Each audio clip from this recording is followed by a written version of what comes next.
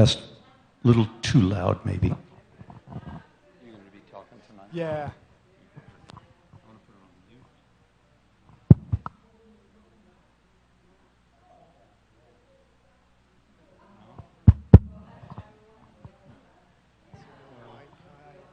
So really, when you walk up,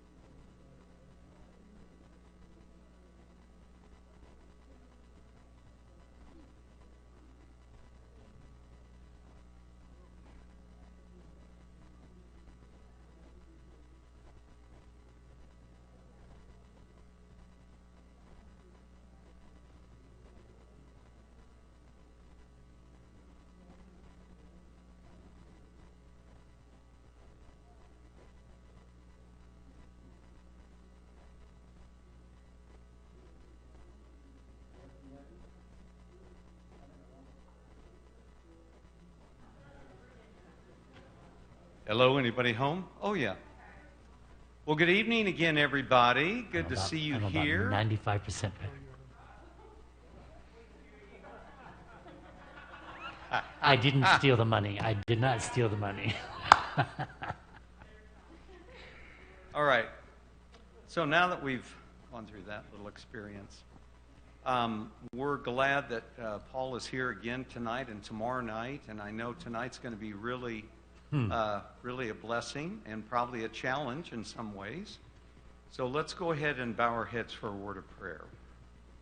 Heavenly Father, we are thankful that we have the opportunity to just be reminded of probably many things that we know, but we have read in inspiration that we know much more than we do. And so tonight I just pray that as Paul shares with us, that our hearts will be challenged to just examine our lifestyle, the way we eat, what we put in our bodies, what we do with our bodies, that we might realize that everything that we do should be to your glory and your honor. And so I pray that you'll bless our time together. May your Holy Spirit fill this room, fill our hearts, and may you anoint the lips of our speaker tonight, we pray in Jesus' name. Amen.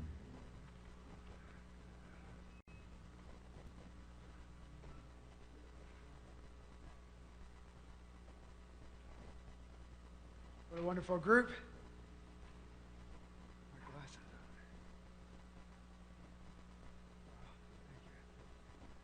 I'm thankful for everyone that is here tonight. I'm thankful to be here, and I'm thankful for Paul to be here. He come all the way from the other side of the globe just to be here with us tonight. So I believe we're all here for such a time as this, to help us break out of this isolation and fear, this bondage we've been under for too long. Things are starting to open up. I'm very thankful. I'm thankful to see this many people out here tonight. So God has given us a promise and blessings of health if we apply natural law, these 8 laws of health being taught. We can claim the promise, I will put none of these diseases upon you. Sickness is a result of these laws being broken, while healing is a result of God's grace and these laws being adhered to. You know that Newstart, these principles that we're sharing, are universal laws just like gravity. This applies to all sickness and disease, from cancer to COVID. God has not given us a spirit of fear, but a love and power and a sound mind. I want everybody here to know that you are loved, irreplaceable, and called to greatness. Everything else is a lie and a distraction. So we're in a full-blown, all-out war, and we are here for such a time as this. There's no accident that any of us are here. If you're here tonight, it's for a reason. It is a divine appointment. You are called and chosen to be blessed abundantly and to rebuke the curses from cancer to COVID, heart disease, diabetes. We have to take a stand. If you don't stand for something, you will fall for anything. So, beloved, I wish above all things that you prosper and be in health, good health. These Newstart laws of nature can prevent getting and spreading all sickness and disease. The key and strength of natural healing is prevention. Newstart is the active agent to prevent first and secondary to treat all diseases and sickness. The 1918 pandemic is interesting. In many ways, it was much worse than this one. There was a natural doctor that was faced with 75% of his students being infected, and 1 in 4 could have died. He used natural remedies, and guess how many died? 0. Yes, thank you, Justin. Yes, 0 died. Isn't that amazing? Wow. The thief comes to steal, kill, and destroy, but I have come that you may have life and life abundant. What we're learning tonight is valid to ending the plague of sickness in our lives. I've not yet heard these simple yet profound remedies on the news, just mass vaccines and isolations which can make it worse, but you will hear the good news of Newstart tonight. Before we start, let's do a quick review. Was everybody here? Who is here tonight for the first time? Was everybody here last night? Yes. Okay. You remember what we covered last night? Quick review. Wards, thank you. We're in a war. I gave the hint earlier. The WARD stands for what? Let's just go through. You guys went through the Newstart principles, so let's just start off with those really quick. What are they?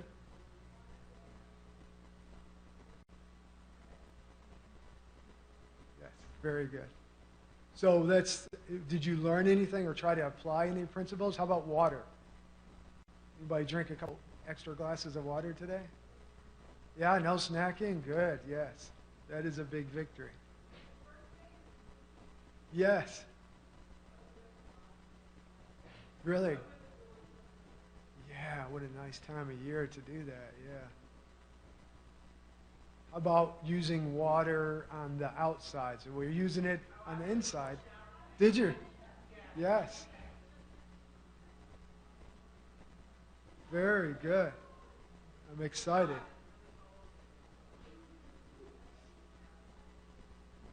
Very good. Yes, I did the same thing. That's probably why I'm so excited tonight. You should never get a chill. This time of year, it's getting nice and warm. You don't have to worry about it, but you should be really warm before you do that. How about the natural soap? Anybody looking for natural? Yeah, well, you got to start with what you have. How about the scrub? Exfoliation. That feels awesome to add that to it as well. All right, so it sounds like they're applying the principles. I hope you have pen and paper tonight, so take some notes.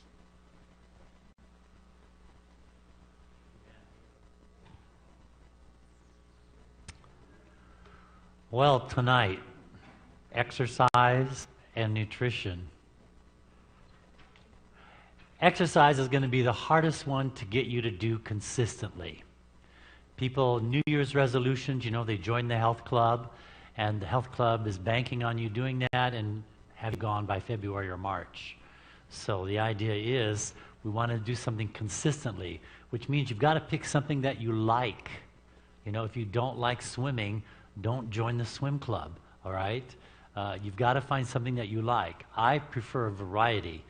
My favorite thing to do in school, when I was in school, a student, was called circuit training, where you keep changing stations. One station you'll do jump rope, another one you'll do push-ups, another one you'll do something else. I like that the best, and I did well at it.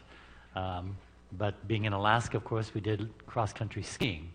And I never thought I was doing very well because I always felt like people were passing me. you know, but that's just the way we look at life. We look at the negatives. Toward the end of the ski season, I looked at the chart, and I was in the top 5 all the time. So I notice when people pass me, but I don't notice when I pass them.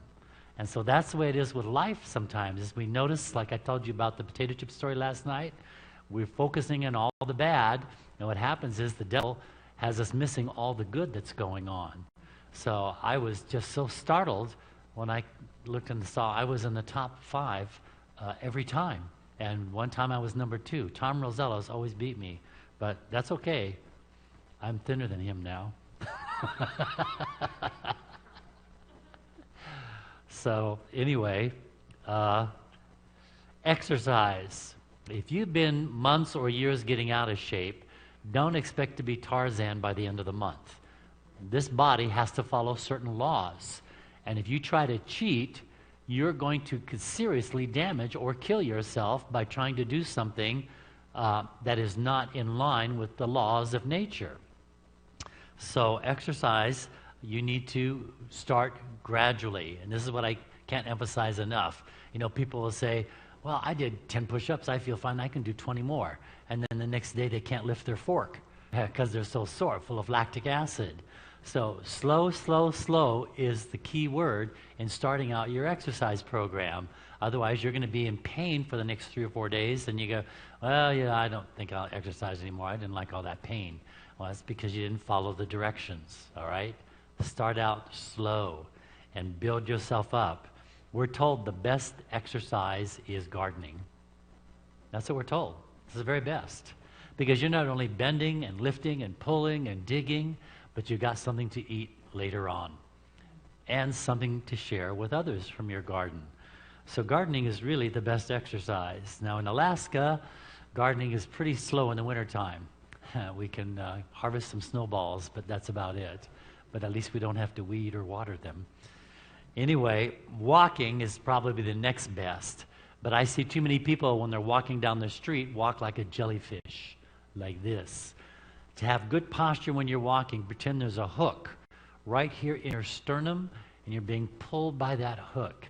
And as that hook pulls you, your head automatically goes up and your shoulders go back, which is what you want for good walking posture. And so walking is simple and easy, and it's always good to have a buddy system, somebody to be with you and encourage you. Because I travel so much, all I have is a Walkman, and I have different cassettes that I listen to. So I get to, each month I change cassettes and listen to another set of music. And I listen to Christmas music, I listen to classical music. People say, you can't exercise a classical music, a violin. I said, you haven't listened to a lot of classical music. Listen to Vivaldi or Flight of the Bumblebee, try to keep up with that. Yeah, so I listen to music that's uplifting and encouraging music. I don't listen to 90% of the music that's in the sweat boxes, the gyms. It's awful music. And it actually depresses you and keeps you from performing well. And I've tried to tell the managers that, and they just don't believe me because they're meatheads. And so they said, no, this music really gets them going. I said, no, it doesn't. It actually depresses their system. Your nervous system responds in a negative way. So anyway, buddy system is really the ideal. What are some of the benefits of being in a good exercise program? Well, let's take a look. First of all, you're going to get more oxygen in your body because you're breathing hard. And they know cancer cells cannot thrive in an oxygen-rich environment. When they want to grow cancer cells in the laboratory, they put it in a vacuum, and the cancer cells explode. And as soon as they start pumping oxygen in, they stop multiplying. So cancer cells cannot thrive in an oxygen-rich environment. And the only way you can get this brain and body in an oxygen-rich environment is by exercise. That's what it is. So it's also going to help your digestion. One of the best things you can do after you eat is to go for a 30-minute walk. It's one of the best things you can do. One of the worst things you can do is lay down. That can kill you because that food will push up into your chest cavity and affect the heart's ability to pump. So do not lay down after you. And some of my friends south of the border, they like to do the siesta for 2 hours after they eat. And that's why they don't live into their 80s, is because they laid down after they ate. So it'll improve your circulation. Perfect health, we're told, is perfect circulation. The arteries are the freeways in your body that bring fluid, oxygen, and nutrition. And they remove the waste products as well. So you need to have good circulation. It'll also relax your nerves and your emotions. Have you seen when somebody starts getting uptight, people say you need to go take a walk? That's really true. It helps to relieve the tension. Number 5, it'll increase your resistance to disease. 6, it'll help your figure and your complexion, obviously because you're toning up the body, you're perspiring, and that cleans up your skin. It'll reduce fatigue. It'll strengthen your muscles and your bones, because when you do a weight-bearing exercise, the body realizes you're going to use the bones, and it'll keep them full. Is swimming a weight-bearing exercise? No, it's not. Is bicycling a weight-bearing exercise? No, it's not. You're sitting on the bicycle. Weight-bearing exercise, you've got to put your full weight on whatever it is that you're doing. I use a trampoline for my own workout, a little round one like this. And when I do my trampoline, I bounce 10 minutes, get off and do 20 push-ups. Then I do 100 crunches. Then I get on 5 more minutes. It reboots my body. I do 20 more push-ups, 100 more crunches. I get on again, bounce for 5 more minutes. I get off, do 20 more push-ups, 100 more crunches. Some of you are tired already. And then I get back on and I finish with 10 minutes. So in 30 minutes, I have done 60 push-ups, 300 crunches. And it's not hard. I never stop because I can't do anymore. That's just enough, 30 minutes. You know, I don't want to be a piano mover, and so I don't need to have all these big bulking muscles so that I can't walk past a mirror without kissing the mirror. So I have friends who are like that, trust me, yeah. So number 9, exercise will help the heart against sudden disease. It says in Psalms 119, I will run the way of thy commandments, and thou shalt enlarge my heart. And medically we know that's a statement of fact. Runners have a larger heart than the average population. Why? Because the heart is a muscle. What happens every time you work a muscle? It gets larger. So the runner has a larger, stronger heart than the average population. Number 11, it'll sharpen your mental powers. The brain uses 4 times more oxygen than the entire body. This is the big oxygen user up here. So if you're not getting plenty of oxygen in, what part of the body is going to really suffer? The brain, because it's the big oxygen user and you're not providing any oxygen. Number 11, it'll enhance your poise and your agility. And 12, it'll protect against sudden stress. So there we have a dozen outstanding reasons why you should be exercising on a regular basis. And not one good reason that you shouldn't, unless you've had a birth problem or a hereditary factor or you've been in an accident. But other than that, you need to use this body. And even if you have an injury, you can use the parts of the body that's not injured. And I know people who are in wheelchairs and they're paraplegics and they still exercise because they realize they're going to waste away if they don't. Johnny Erickson Tada has an exercise program. She's a quadriplegic and she still has an exercise program that her therapist puts her through. So no excuses.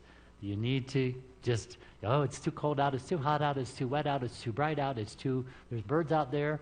I mean, on and on the list goes. So you'll find the excuses, and the devil will say, oh, here's another one. Oh, how about this one? And what about this one? Don't listen to him. Get out there and exercise. So this ties in very well with the next part that we're going to go into, and that's weight loss. It's a multi-billion-dollar industry. And people are trying every kind of fad diet that they can. They try liposuction. They try gastric bypass. All of these things. When you do this, what you're really saying is, I don't want to obey. That's what you're saying. Because if you will obey, you will lose weight. Guaranteed. If you will obey, you will lose weight. But we want to be cut. We want to take pills. We want to eat 20 heads of cabbage a week. We want to eat 15 pounds of grapefruit a month, thinking we're going to lose weight. That's the magic bullet. No, I'm going to tell you how to lose weight, and it's 3 simple things. If you will do this, you will lose 1 to 2 pounds a week, which is safe weight loss. You don't want to go on a crash diet, because when you do that, you go back to what you were doing before. You know the TV show The Biggest Loser?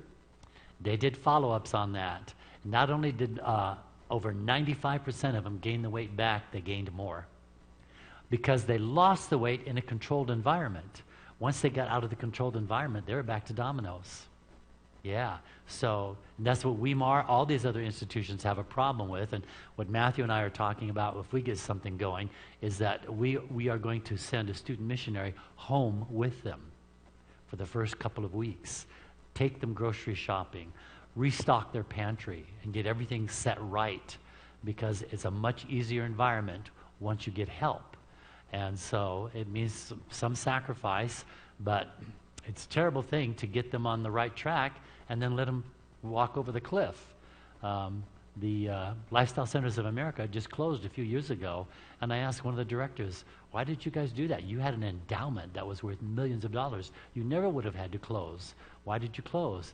And they said, we did follow-up, and we found out that almost all of our patients went right back to where they were, and we decided we're wasting our time and their money, and so we closed.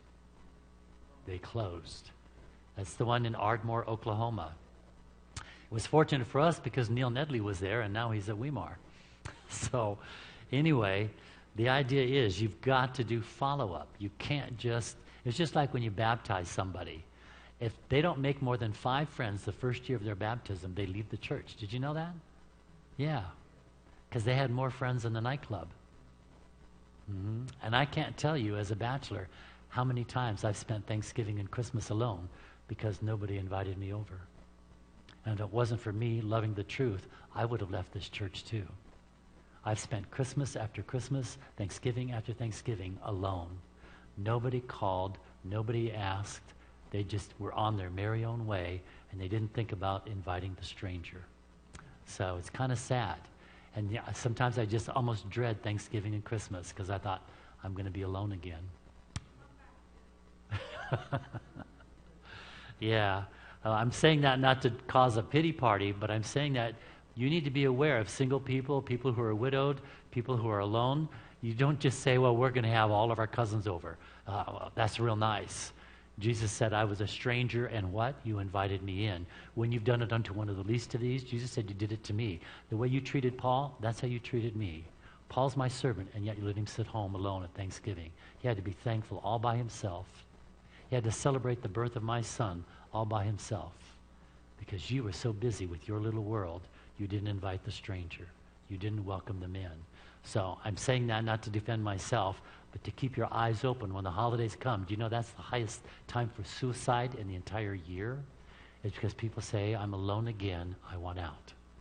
Why should I stay? Nobody will care. Nobody will know. I could be dead for 3 months and nobody would know. Yeah. So keep that in mind.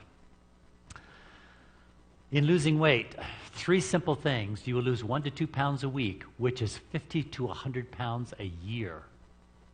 People will notice if you lost 50 to 100 pounds. And that's safe weight loss, which means the skin is going to get pulled in and it's not going to be sagging. That's the problem with The Biggest Loser. If you watch that show very carefully, after about the first month, the guys quit taking their shirts off because first they're going to gross you out with all that stuff hanging out. But then after about a month, they start to lose it, but the skin starts to droop. And so they put their shirts back on. Pay attention on that, and you'll see. They cover up because it looks bad. Then they've got to go through extremely expensive and very painful skin surgery to take up that skin. You've got cutting thousands of blood vessels in doing that. That is absolutely crazy. So that is not safe weight loss. It's impressive, and it looks nice after 3 or 4 months. But these people have got a real serious problem on their hands now. So we want to lose it gradually so the body can take it in. And it'll pick it up. It'll pull it in. So rule number 1 in losing weight is to eat natural food. God put something in all of his food to keep you from eating too much. It's called fiber. Fiber will fill your tank. This gullet area right here is just like your gas tank. You put that nozzle in. Once it hits the top, it pops. Well, you have a gland in your brain called the apostat gland, your appetite gland. And when this tank is full, it says no more. I don't want any more. I'm full. And fiber will make that happen. But if I eat a candy bar, am I getting enough fiber to stop me eating? No. If I drink a Coca-Cola, there's no fiber in Coca-Cola. Am I going to stop eating and drinking? No, I'm not. I'm not filling up my stomach, but what I am filling up are my fat cells. And the body keeps saying, feed me, feed me, feed me. I need this tank full. I need this to register.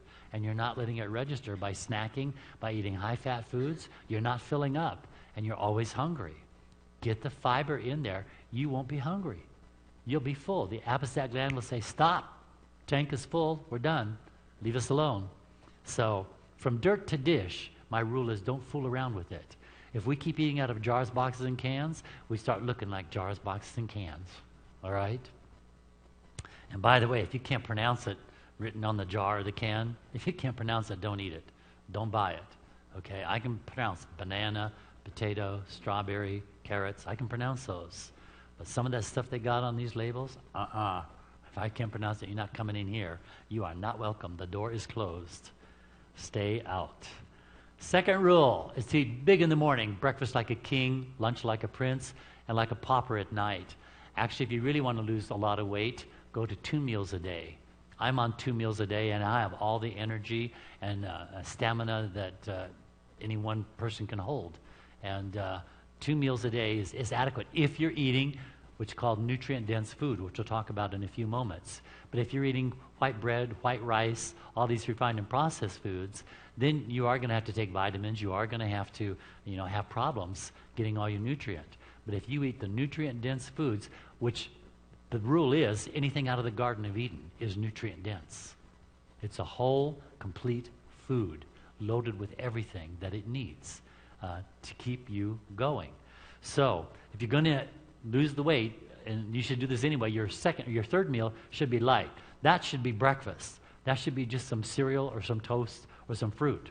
That should be the light meal. We do the exact opposite of that, don't we? We have the toast in the morning. We have a sandwich or something at noon. By the time we come home, you're starving. Well, yes, you haven't fed your cells, and they're screaming, feed me. I need vitamins. I need minerals. I need a lot more than what you're giving me. So you just overindulge at night, and guess what? You're going to bed in 3 or 4 hours.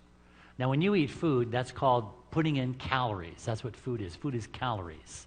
So if you eat the bulk of your calories in the morning, you got all day to burn it, don't you? And that's fine. That's what the body wants. Give me my calories in the morning, and then I've got something to work all day long. But if you throw all those calories in at night, and you're going to bed in 3 or 4 hours, I'm not going to be able to burn it. So if I don't burn those calories, what's left for me to do? Store it. You see, the body can only do one of 2 things with food: burn it or store it. So if you don't burn it, it has to store it.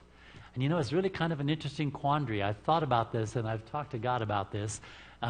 There's a number of sins that we can do and nobody knows. If we're watching porn, there's not going to be a big P on our forehead that will tell everybody, otherwise the industry probably would close.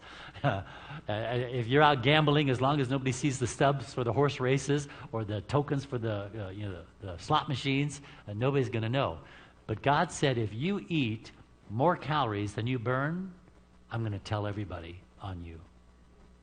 Isn't that right? That's right. If you eat more calories than you burn, everybody's going to know. That is one sin that is broadcast, and you cannot hide, you cannot get away from. You can walk up to anybody who's fluffy and say, oh, you're burning more calories, you're eating more calories than you're burning, aren't you? What are you talking about? What you talking about? Yeah. Well, I'm talking about you. Yeah. So God doesn't let you get away with that. So there's something about that God says, everybody's going to know if you do this sin. Everybody's going to know. So there must be something serious connected to that God doesn't want you. He's going to make sure you get shamed or embarrassed. And don't go to the beach anymore, and don't go to nice events because you can't dress up anymore. You just always want to wear a potato sack to try to cover it. Who you fool? Those fluffy people, this is what they look like. Everything is dangling down there because the beer is showing up here. That's what we had in our family. We had they called it the Volk gut because they were all Germans on my father's side. So, they grew up on beer, and it gives you a gut. Beer gives you a gut. You get a beer gut. And all my relatives on that side, all of them are fluffy. And but that's almost a national event that you have to drink beer. But in France, it's not the beer, it's what? Exactly. They're a bunch of winos. And they say the French are doing very good because they drink all the wine. They have less heart attacks. They also lead all of Europe for death of cirrhosis of the liver. So yeah, they have less heart attacks, but their liver is shot from all that alcohol. And so they die more than anybody else in Europe from cirrhosis of the liver. So you got to be careful when they give you these statistics. Say, well, look at, we do this, and this is why you should do it too. Well, let's do a little more research here and find out what's really going on. And then you'll find out the truth. When it sounds not quite right, do a little more research. You'll find out that things got stretched incorrectly. All right. And then the final thing is you got to exercise. Muscle is the flame that burns fat. Just that simple. This is generally why men can lose weight faster than women, is because we have more muscle mass. I look at muscle as faith, and I look at fat as sin. The more faith you exercise, the less fat, sin you'll have in your life. Is that right? So, exercise those faith muscles. You'll be doing fine. So, now, I want to say at the beginning before I talk about nutrition, I don't know what's in your refrigerator. So I'm not here to pick on anybody or embarrass you. If you don't say anything, I'm not going to know. I'm actually really not interested in what's in your refrigerator now. I'm more interested in what's going to be in there next month, and the month after that, and the month after that. That's what I'm more interested in, to see if you caught on to this seminar and were able to make those lifestyle changes. So when it talks about appetite, I want to read to you a couple of statements that I was fortunate to come upon when I was a brand new Adventist. And by reading these statements, it set my course for my Christian walk. Now, the number one most critical thing in my Christian walk is my daily devotional life, my time in Bible study and prayer, and then sharing with somebody what I got from that. That's absolutely, hands down, number one.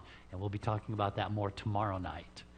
But the area of appetite, let me read to you these statements and see if you don't find it to be very, very important. Satan is constantly on the alert to bring the race fully under his control. We know that, don't we? He uses the music industry. He uses the movie industry. He uses the food industry. He uses everything he can to get you under control. That's his goal, because he wants to control those that Jesus died for. He wants to control those who are created in his image. Satan himself was not created in God's image, but we are. We are like the apple of God's eyes. So Satan, because he missed out, the best way you can hurt a parent is to hurt who? Their children, their child. That's right. That parent will die if you try to hurt that child, to protect it. And that's what Jesus did, didn't he? He died to protect us. So, Satan's strongest hold on man, so I said, okay, here it comes. What is it? His strongest hold on man is through the appetite. That's his strongest hold on you, and he knows it. That's why he has new food products coming out on the shelf every year. Did we find a new tree or a new bush to get food off of? No. There's no new food coming out of the ground. It's coming out of the factory, though. Yes. So, she says, his greatest hold on man is to the appetite. This he seeks to stimulate in every possible way. Now, the new word that they're using today is not stimulate. It's called excitotoxins. And if you go on YouTube and look up Dr. Blaylock, B-L-A-Y-L-O-C-K, Blaylock, he has hours of lectures on excitotoxins. Ellen White used the term stimulants. But that's what Satan is doing. He wants stimulating food. He doesn't want nourishing food in you. He doesn't want food that makes you happy. He wants food that jacks you up so that you're out of control. Next statement. Through indulging men to yield to his temptations, Satan can get control of them. See, he's got to get you to give in to his temptations. And then he's got control. So he tempts us again with, well, we're told what the 5 avenues to our soul is. Do you know what the 5 avenues to your soul? It's your 5 senses. Everything you see, hear, smell, taste, or touch, Satan is going to try to get through that to destroy you. So we have to guard the 5 avenues to our soul. And through no class of temptation does Satan achieve greater success than those addressed to the appetite. If he can control the appetite, he can control the whole man. He said, if I got your tongue, I got you. You're mine. You're mine now. And through your tongue, I will destroy you. I will destroy you. That's why it says in Proverbs 18:21, death and life are in the power of the tongue. It is right here. And I'm going to give you your first physiology lesson. There are no brains in here. None. God put the brains on top for a reason, to control everything else underneath. Anything under this brain gets control of the system, it may well destroy it. In no other way has Satan come with his temptations to fallen mankind as successfully as through the appetite. This is his number one. He knows it. And now this last one. This was the big one for me. When I read this one, I said, I got it, I got it, I got it. This nailed it for me. And fortunately, it was very early in my Christian walk, and so I was able to get straight up here, guys. The eyes over here. Here we are, up here. Come on. You're so easily distracted. I hate to see what you do with the television. All right. Counsels on Diets and Food, page 59. You can verify this. The controlling power of appetite will prove the ruin of thousands, who, if they had conquered on this point, what point? Appetite. If they had conquered on this point, they would have had moral power to gain the victory over every other temptation. You see, your temptations are like a line of dominoes. How do you knock down a line of dominoes? You knock down the first one. And what is the first one? Appetite. Appetite.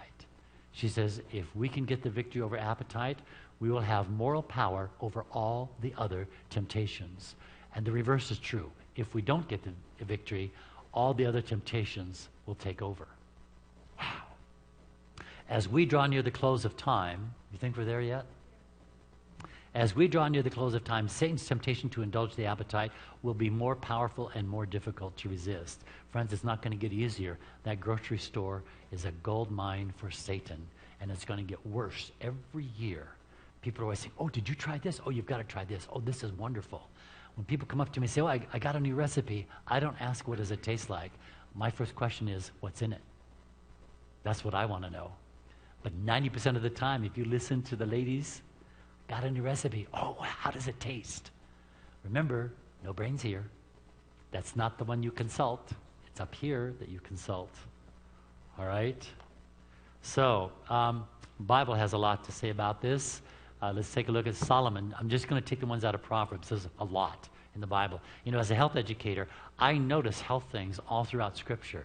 Oh, that's a health principle. That's health. That's about exercise. That's about rest. That's about water. That's about sunshine. So now, right here, you can see it says, the righteous has enough to satisfy his soul.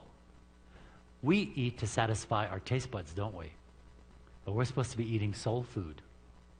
It's to satisfy our soul. Next one, the one who guards his mouth preserves his life.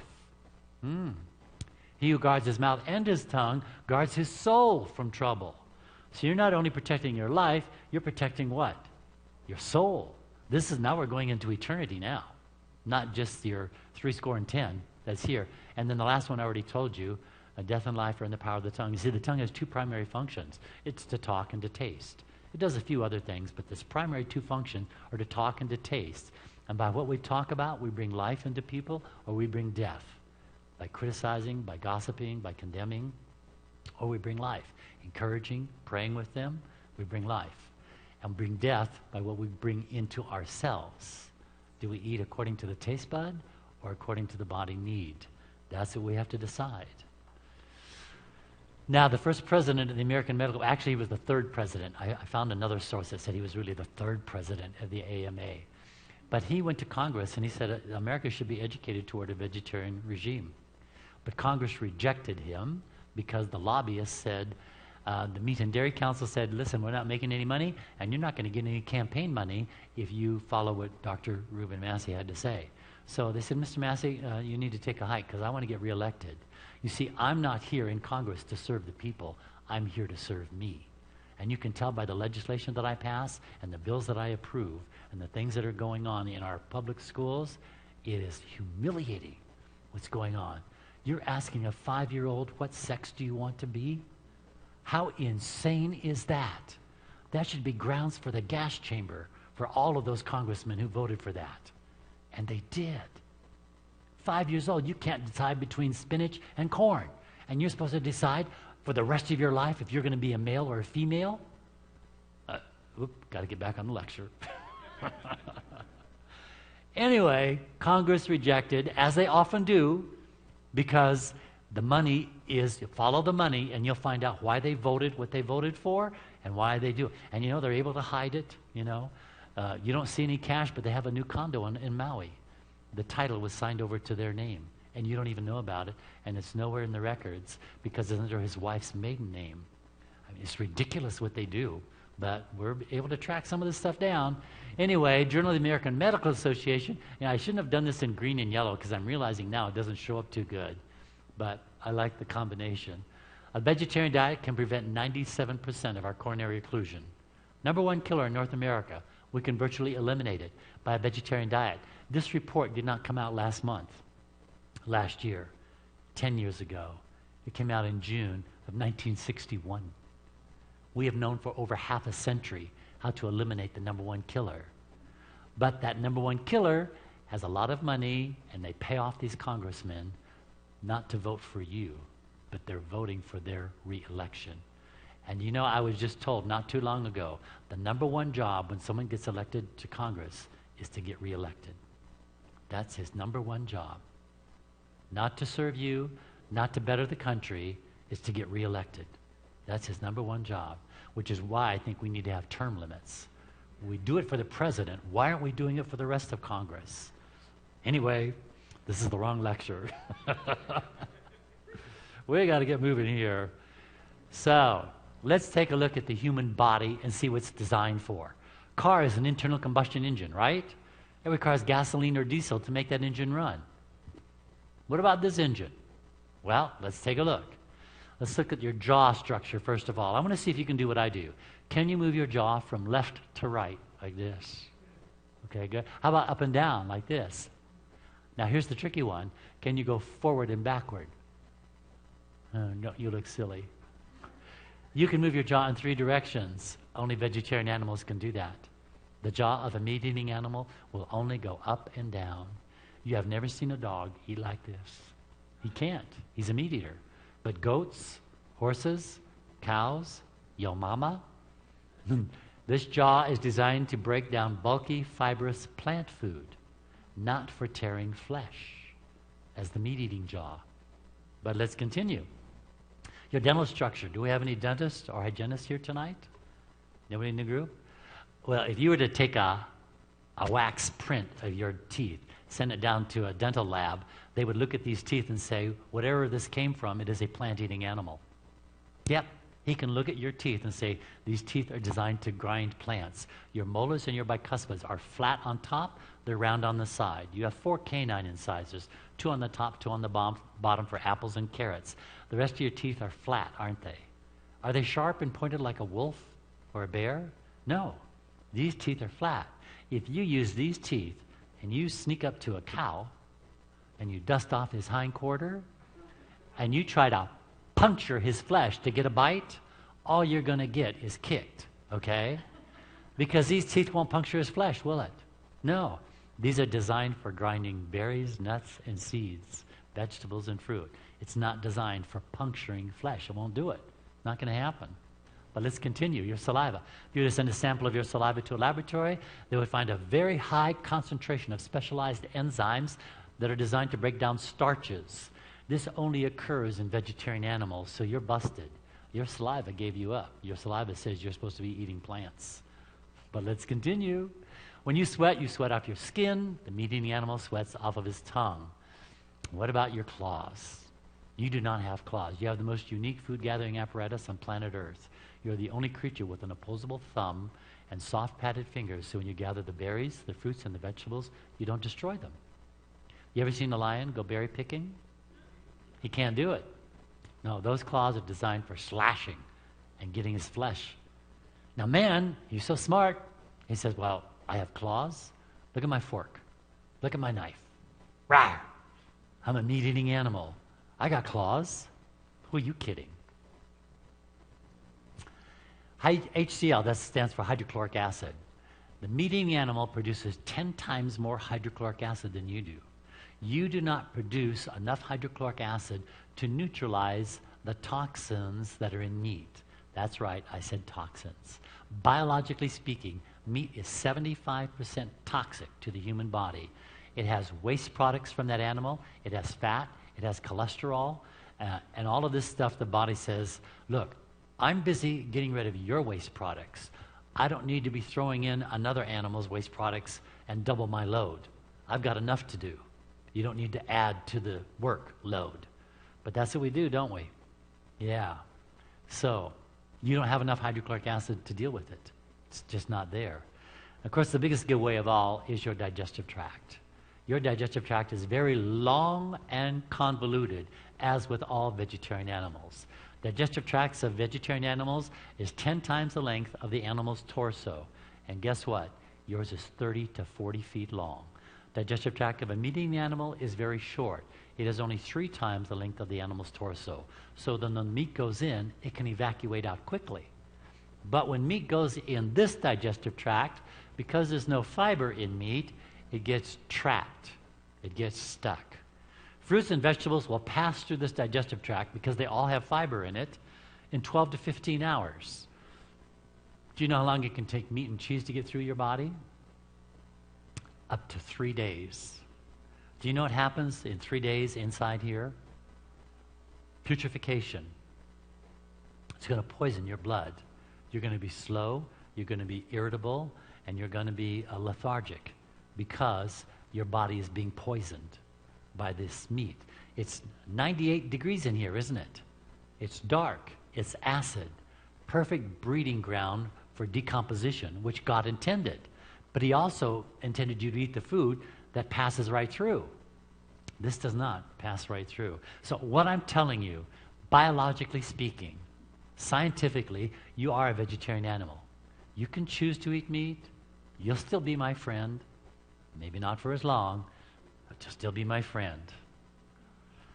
Now, Dr. T. Colin Campbell, some of you may know that name. He did the China study. It was the largest medical study done in the history of mankind. Oxford University and Cambridge teamed together to do this, and Dr. Campbell was selected to head out this study with these 2 major universities. Millions of dollars were spent because they're trying to find out why in China they don't have the Western diseases.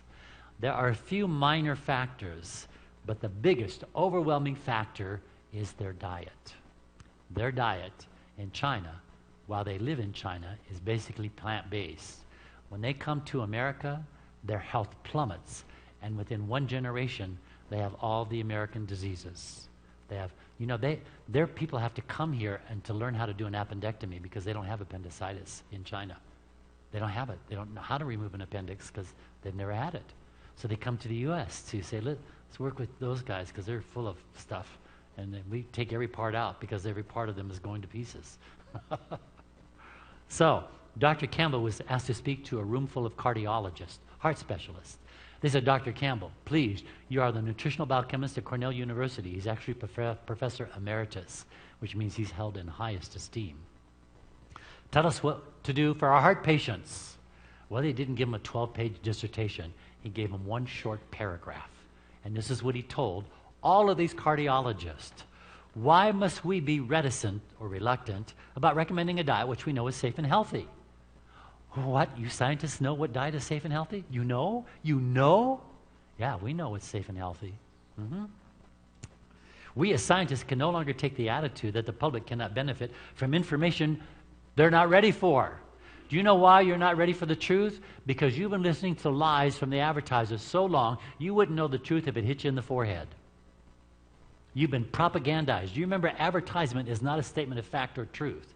Advertisement is a statement to try to get you to give them their money. That's what an advertisement is. You're the product. They're buying you. When that TV program goes on, they're buying you.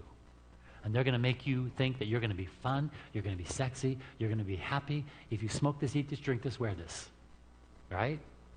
So, we must have the integrity of scientists. We must have the integrity to tell the public the truth and let them decide what to do with it. Thank you.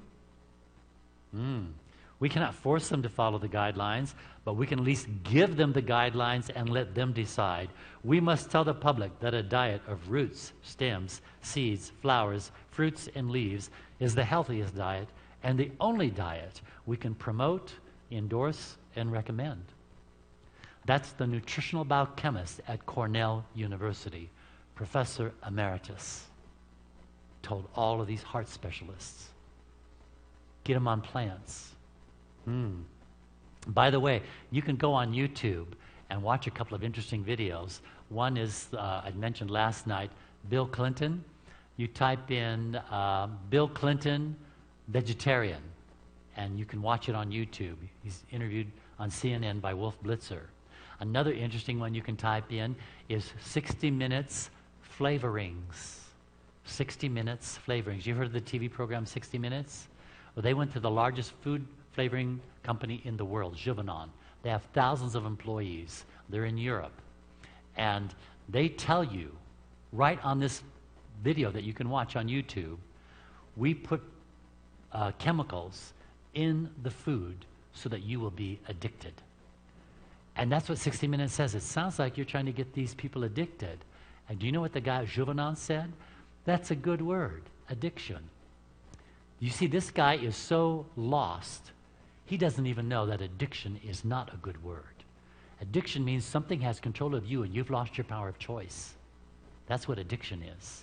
You've lost your power of choice because you are so overwhelmed with the product that you're consuming. And that addiction can be pornography. It doesn't have to be something you're eating or drinking. That addiction can be gambling. That addiction can be a number of things. But when you're addicted, you have lost your freedom of choice because you are now being controlled. You're not in control anymore. You're addicted. And that's what addiction is. You're out of control. And something else is in control of your life. And those guys at Givaudan thought, yeah, it's a good thing that we've got these people addicted. So they asked them, they said, well, what food companies do you work for in America to hype up their food? And they said, trade secret. We can't tell you. But they did say that in order to enhance the flavor of, it was a strawberry or raspberry jam. I can never remember. Yeah, it's strawberry or raspberry jam. And it says natural flavoring on there. And so 60 Minutes says, well, so what do you mean by natural flavoring? What is that? And she said, oh, that comes from the behind of a beaver. It's an unclean animal. And it's in your jam. Yeah. But it's not an artificial flavoring. It's a natural flavoring. A natural flavoring is something that they didn't create in the laboratory. Artificial flavoring is where they put chemicals together. So when it says, even if it says natural flavoring, you might be eating a beaver and don't even know it. That's what's going on in our world today. So that's why when I buy tomatoes and when I buy oranges and when I buy lettuce, I don't have to read the label because I know who the cook is. I know who the manufacturer is. And I'm safe because he would never put anything that would hurt me. Everything he wants to give me is to have a healthy body and a clear mind to not only follow him, but to serve him. And that's what he wants. So, National Academy of Sciences and the World Health Organization at the United Nations teamed together to try to find out ways of improving world health. Now, they're not being sponsored by a corporation. They're not being sponsored by a politician. This is the National Academy of Sciences and the World Health Organization. And the recommendation to improve world health for any population, any country, is to lower your salt intake, avoid alcohol, reduce fat and cholesterol, exercise, a moderate amount of protein. Americans eat 200% more protein than their body can handle. You are not a protein machine, you are a carbohydrate machine. And then to eat 8 servings a day of fruits and vegetables, especially green leafy vegetables, whole grains, nuts, seeds, and beans. Nowhere in this list is meat and dairy products. It's not on the list. Did they make a mistake? No, they didn't. They're trying to improve world health. So, what do we do? Now, I know people always come up to me and they say, Jesus ate fish. No, you can't prove it. I've read it in Luke very carefully. He was on the beach and he provided what? Fish and bread. And he ate. You cannot prove what he ate or didn't eat. Maybe he only ate the bread. But you can't prove it, that he ate fish. So I stand firm that the Bible does not clearly say that Jesus ate fish. You may think he did, but even if he did, the fish that he ate doesn't have the mercury and the lead poisonings and the atomic waste and stuff that the fish do today. Because you see, I've learned in my travels, I was lecturing in Fiji, and I was warning the people about fish. A man from the government stood up, and he says, people, you better listen to Paul because he's done his homework. He's very well versed. And I'll tell you, as working for the government of Fiji, that we have fish that migrate through here that come from as far away as Brazil. And when you've got fish or birds migrating, and when you've got ocean currents and air currents going all over the planet, if they go by a country where there is a dictator or a communist leader, there are no rules, there are no regulations. DDTs, insecticides, atomic waste, go in the water, go in the air. They don't care. You want to complain? We have a place called Siberia for you. You can think about it. Yeah. So you see, when these fish go by these polluted areas, in order for the atomic waste or the pollution to not kill it, the fish throws it into his fat cells so it doesn't kill him. And then he brings it to you. The fattier the fish, the more likely it's more toxic.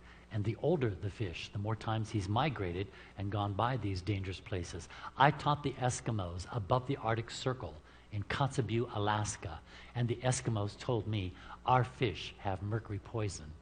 And I said, come on, you're above the Arctic Circle.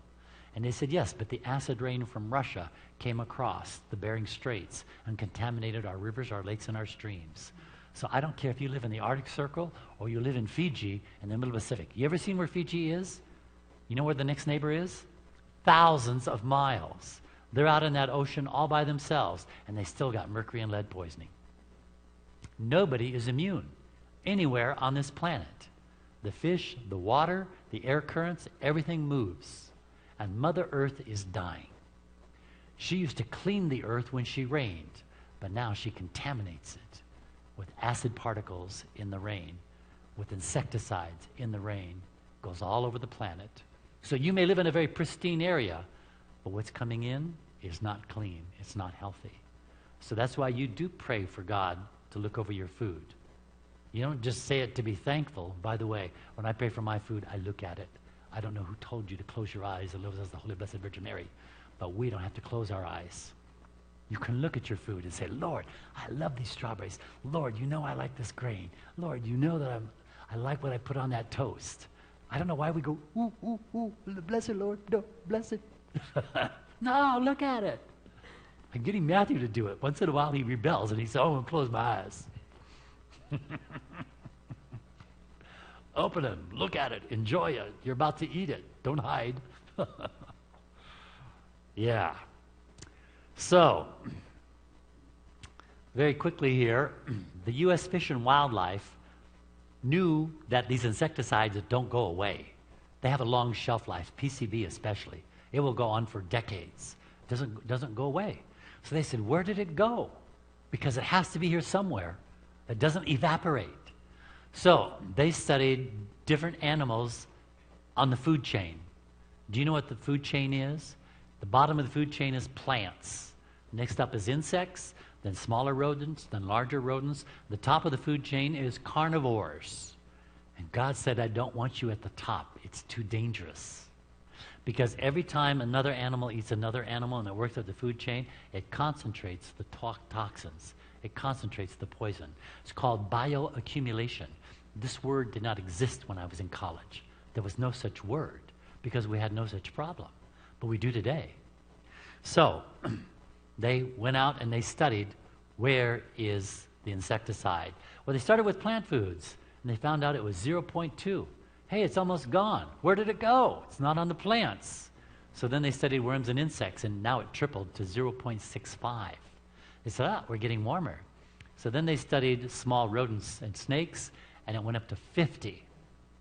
So then they went on the Atlantic and the Pacific coast to study seafoods and fish, crustaceans, and so on. The insecticide jumped to 900. Bingo, we found it. We found it. It washed off the plants out of the water table and into the oceans And that's where it's at. I have an uncle who works for Secret Service. Him and my father were both in espionage. Can't tell you too much or I'd have to kill you. But he told me, he says, I'd never eat anything that comes out of the ocean. And I said, why? And he said, well, he says, remember we used to bury the atomic waste in the mountains, you know, at the base of the mountains? And people were screaming and hollering, don't bury it here, get out of here, we don't want, you know. So have you ever heard anybody complaining anymore? You know, it's funny how we don't follow through. You know, where are those barrels going? They're not getting, yeah, in the middle of the night, like my uncle said, about 3 o'clock in the morning, they take black helicopters and they put these big black oil drums full of atomic waste in a chain, and they go out several miles and they release the chain, and those drums go dropping out into the ocean. And when there's a big storm out at sea, those drums rupture. They bust open. He said it's a wonder that people who live on the coast don't glow at night from all the toxins that are out there. It's amazing. Amazing. So, yeah, we live in very dangerous times. So, what does the Bible have to say about our diet? Well, God didn't waste any time. First book, first chapter, God told us to eat. Genesis chapter 1, verse 29. What was the original diet given to Adam and Eve? What was the original diet? Fruitarian diet, they call it. Yes. The plant didn't die, did it? Nothing died in the Garden of Eden. Adam and Eve only ate the fruit of the plant. So that would include the nuts. That would include the fruit. I don't know about some of the grains. But after sin and sickness came in, God added to man's diet the healing medicinal qualities of the herbs and vegetables, because he knew we were going to get sick after sin. We didn't get sick before sin. But after sin, God said, okay, Genesis 3:18, I'm adding herbs and vegetables to your diet. Those are the only 2 times in all the Bible where you will see God said, this is what I want you to eat. Never again does he say, this is what I want you to eat. That's right.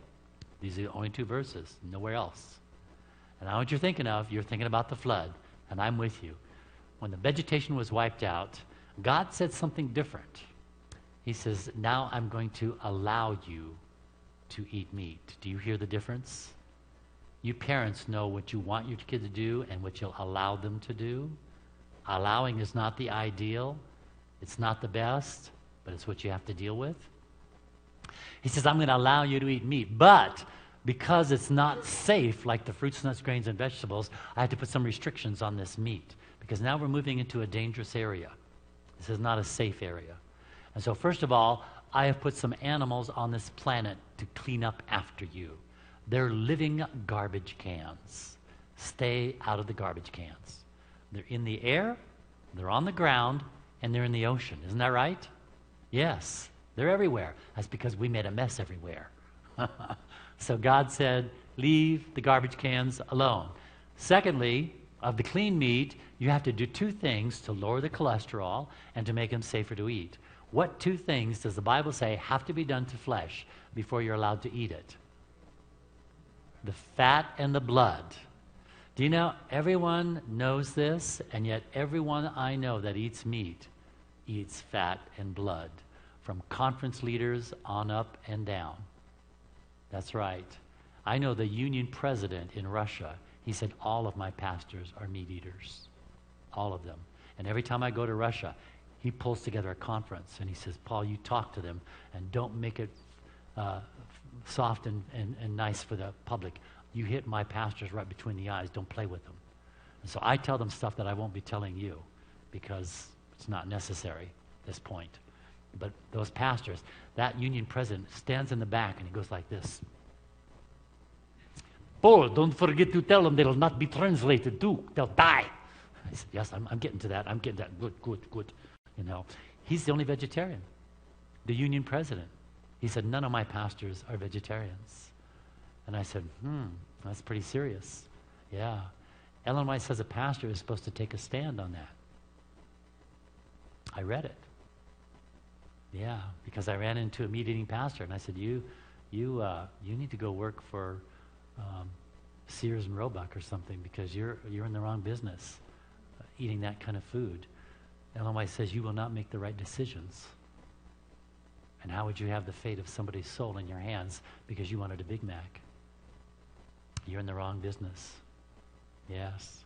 She said even if you're invited to someone's house, if the minister is offered flesh, she said you are to refuse and explain why.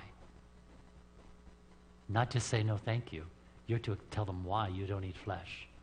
Oh, you don't let this one slide, Pastor. You lay it out. Yes, fillet that thing right there. Anyway, the Bible. You have to remove the fat on the blood. Now, can you get this meat today? You have to go to a kosher Jewish deli. Yes. Now, when I was lecturing in Connecticut and New York, I saw some Hasidic Jews. You can spot them. They've got their ringlets on here, and they got the yarmulke on top of their head. Boy, when I saw one by himself, I ran over there, and I said, tell me something. Have you ever eaten kosher meat? He said, oh, yes, lots of times. I said, what's it like? He said, you don't want seconds. Which is exactly what God had in mind. Wasn't that right? He didn't want you wanting seconds.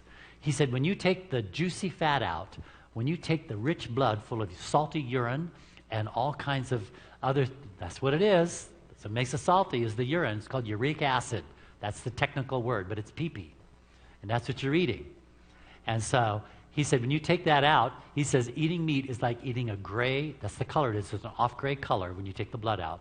He says it's a gray-white color, and it's like eating a rubber band. There is no flavor. No, you just chew, and chew, and chew, and chew, and just finally swallow it, get rid of it. Yeah, yeah. Hello, God had something in mind there, didn't he?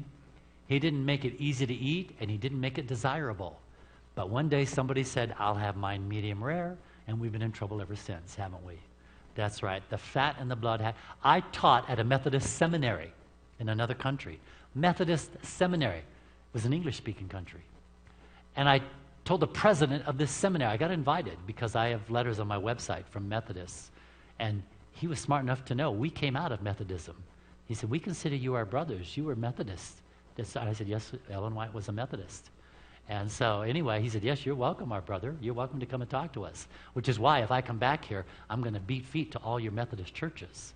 Because I got letters, man. I got letters. So the president of this Methodist University seminary, where the Methodist ministers were coming to learn more, I said, can I say anything I want from the Bible? He said, if it's from the Bible, Paul, you can say whatever you want. So I asked them the same question. I said, what two things did God say you have to remove before you're allowed to eat meat? All these Methodist ministers said, fat on the blood. And I said, so you know this. I grew up in the Methodist church. I never heard it. Well, we have other things we have to discuss. And I said, really? Well, Leviticus chapter 17, Deuteronomy chapter 12, and Genesis chapter 9 talk about it. Is that enough? Moses is very clear. 3 of the 4 books he wrote talk about fat and blood. There is more verses on fat and blood than there is on clean and unclean. Did you know that? Yes. Leviticus 17, Deuteronomy 12, Genesis chapter 9. Very clear. God says the blood is mine. Don't you touch it. It's mine. Yeah. Because God can handle it. You can't. And these Methodist ministers know it. And they're not saying a word. But they know it. Which means they're going to be held accountable. All right. Basic question. Why did God give us the animals? What are they for? Okay, to be our companions and to serve us. Now, if you go around eating your servants, are you going to have any servants left? Yeah. And you know, we act in shock. There are countries that eat dog and cat. And we go, how could you eat Fifi? What's the difference? Adam would be more heartsick to see a cow die as you seeing a Cocker Spaniel die for dinner. Because these were his friends. When he saw that first cow, he did not name him pot roast. When he saw the pig, he didn't name him bacon. These were his companions, not his dinner. These were his servants. They were to have to work with him. They were not supposed to go on the dinner plate. So this is why you've just really got to think things through. When you think it through, it's too logical. It's just absolutely right. It's right in front of me. That's why a lot of times when I teach, people tell me all the time, you know, every time you talk, every 15 minutes, we get this aha effect. Like, oh, yeah. It's not like, wow. They're going, yeah, I see it. It makes sense. And it's very logical. That's the way God works. All right. Where am I at? Oh, I'm already after 8 o'clock. We have to move quickly here. In the animal kingdom, there are 200 communicable diseases among the animal kingdom. Of those 200 diseases, half of them will cross the species barrier. God put a barrier between us and animals, but it's not solid. It's permeable. And so of the 200 diseases in the animal kingdom, we can get half of them, 100, by eating them or living too close to them. 100 diseases. I got enough diseases in my kingdom. I don't want to borrow 100 more from the animal kingdom. I have enough, thank you. I don't need 100 more. So, we have to move on now to dairy products. If you're a baby doctor in America, you would have known who this man was when he was the former director of pediatrics at Johns Hopkins University School of Medicine, and he was the physician-in-chief at Johns Hopkins Children's Center. This is the #1 children doctor at Johns Hopkins. He's responsible for 19 medical textbooks. Can you believe that? 19 medical textbooks. I haven't even read 19 medical textbooks. Dealing with hematology, which is what? Blood, and pediatrics, children. He's published over 250 medical manuscripts that are in the best medical universities and research centers around the world. And one of the books that he's responsible for is entitled, Don't Drink Your Milk. Now, why would the physician-in-chief at Johns Hopkins tell us not to drink our milk? Well, I'm just going to read you the last couple of sentences, and you'll get the idea. You can order this book from Teach Company. But he says, last paragraph, cow milk has no valid claim as the perfect food. Who told you cow's milk was the perfect food? Hello? Dairy Council. Are they interested in your health or their finances? Pay attention. As nutrition, milk produces allergies in infants, diarrhea and cramps in the older child and the adult, and may be a factor in the development of heart attacks and stroke. We know now that it is a factor. This was written over a decade ago. Perhaps when the public is educated as to the hazards of milk, only cows will be left to drink their mother's milk. You see, you need to be educated, not propagandized. Okay? You got to be educated, which means you need to know the facts. Cow milk is a completely different formula than human milk. And that's the way God designed it. It has 3 times more sodium, 3 times more calcium, 3 times more protein than mother's milk. Why? Because that newborn calf is going to weigh 50 pounds. And in 1 year, he will be 10 times bigger, over 500 pounds. It needs a strong formula to get that big. And God designed it that way. A newborn baby, 6 or 8 pounds at birth, its first year of growth, it will only double or triple its birth weight. So unless you're planning on your 1-year-old weighing 500 pounds, you need to give it the right formula. And the formula, they'll tell you there's calcium in milk, and that's why it's so important. What they don't tell you is the calcium in milk is not bioavailable to humans. You're too small to absorb this calcium. The calcium that's in plants is 100% bioavailable. You can absorb the calcium that's in plants. You can't absorb cow calcium. It's a completely different calcium. But they don't tell you that, do they? No, they don't want you to know the science. They don't want you to know the facts. They just want you to be quiet, listen, and drink your milk so that we can go to the bank. So if you want to find out where calcium is, go to any library and get a food chart. They've got food charts. You can look up anything you want to look for. Where do I find zinc? Where do I find B12? Where do I find calcium? Well, it's right here. It's in vegetables. It's in beans. It's in dried fruits. It's in other. You can't be calcium deficient if you've got enough to eat. Now, Harvard Medical School made it so simple. You know what Harvard said? If you will eat all the different colors, the different what? Of the fruits, nuts, grains, and vegetables, you will get all the nutrition. God color-coded the food. How simple is that?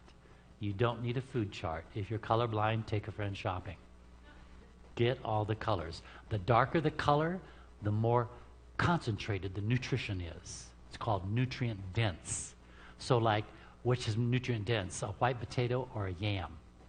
obviously a yam. It's much darker, okay? And a yam is darker than a sweet potato. The yam is the darkest one. And then, of course, the leafy greens, the kales, the broccolis, and so on.